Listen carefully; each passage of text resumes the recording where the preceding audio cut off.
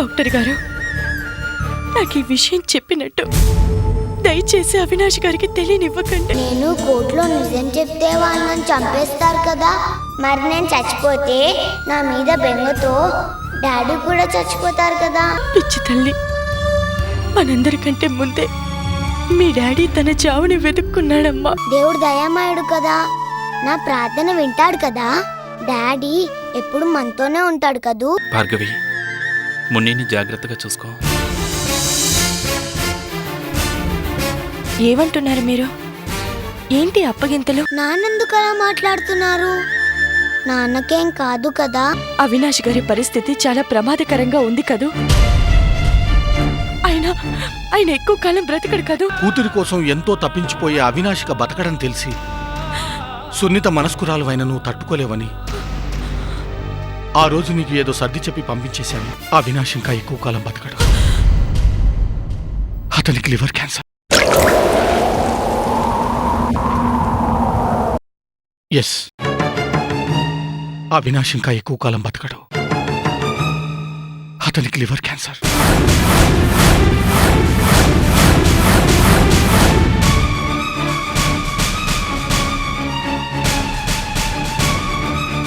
Bhargavi, please వాస్తవాన్ని తట్టుకొని నేను చెప్పే మిగతా విషయాన్ని కూడా విను. అతనొక మున్నీకే తండ్రి కాదు, అనేక మంది వర్కర్స్కు కూడా తండ్రి లాంటివాడు. వాళ్ళందరికీ కూడు గూడు సమకూర్చిన వ్యక్తి ఆయన. లేకపోతే వాళ్ళందరూ అనాథలైపోతారు.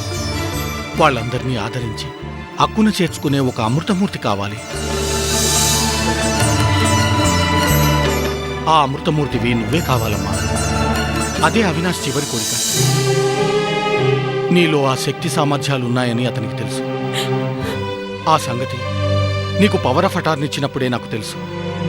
అందుకే వారింటి నుంచి నువ్వు వెళ్ళిపోతానంటే నేనే వద్దన్నాను.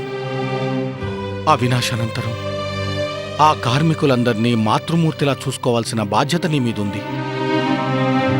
అవినాష్ తర్వాత ఆయన వారసురాలివి నువ్వు.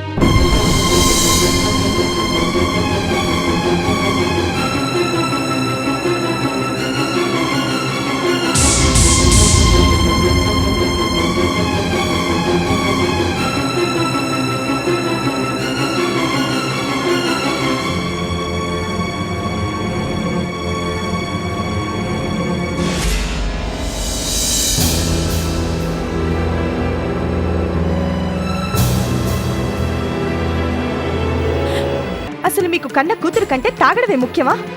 ఒక్కరోజు తాగకపోతే నష్టపోతారా? ఎంతో బాధ్యతగా ఒక పెద్ద కంపెనీని నడుపుతున్నారు. అందులో కనీసం 100 వంతు బాధ్యత కూడా మీ కన్న బిడ్డ మీద లేదా?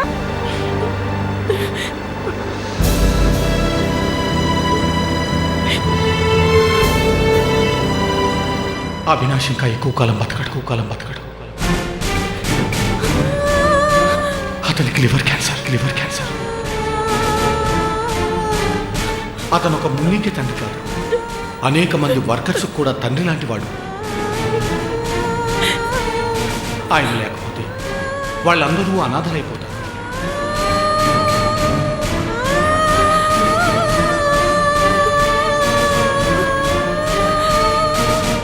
వాళ్ళందరినీ ఆదరించి హక్కున చేర్చుకునే ఒక ఆ అమృతమూర్తివి నువ్వే కావాలమ్మా. అవినాష్ ఇంకా ఎక్కువ కాలం బతకడు.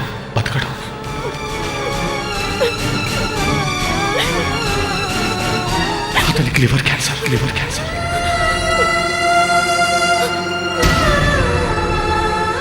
ఆ కార్మికులందరినీ మాతృమూర్తిలా చూసుకోవాల్సిన బాధ్యత నీ మీదుంది.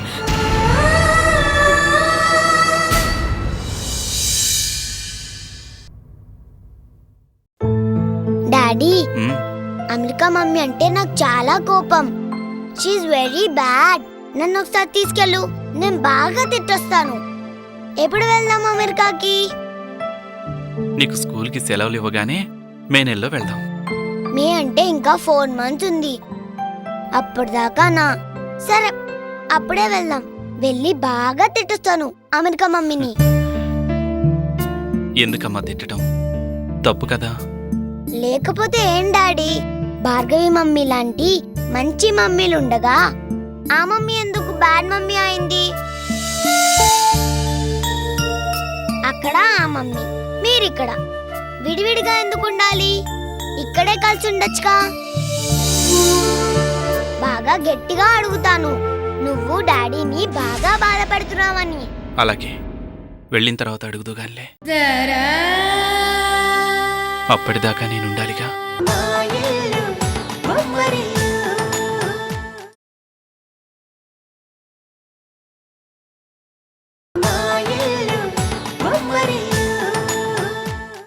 అలాగే వెళ్ళిన తర్వాత అడుగుదుగానిలే.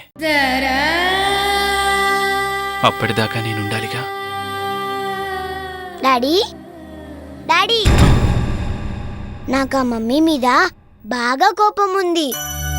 నేను ఆ మమ్మీని తిడితే నువ్వేమన్నావు కదా? ఏమి అనను కానీ ఆ మమ్మీ సంగతి వదిలే, మర్చిపో. మున్ని వెళ్ళి ఫ్రెష్ అప్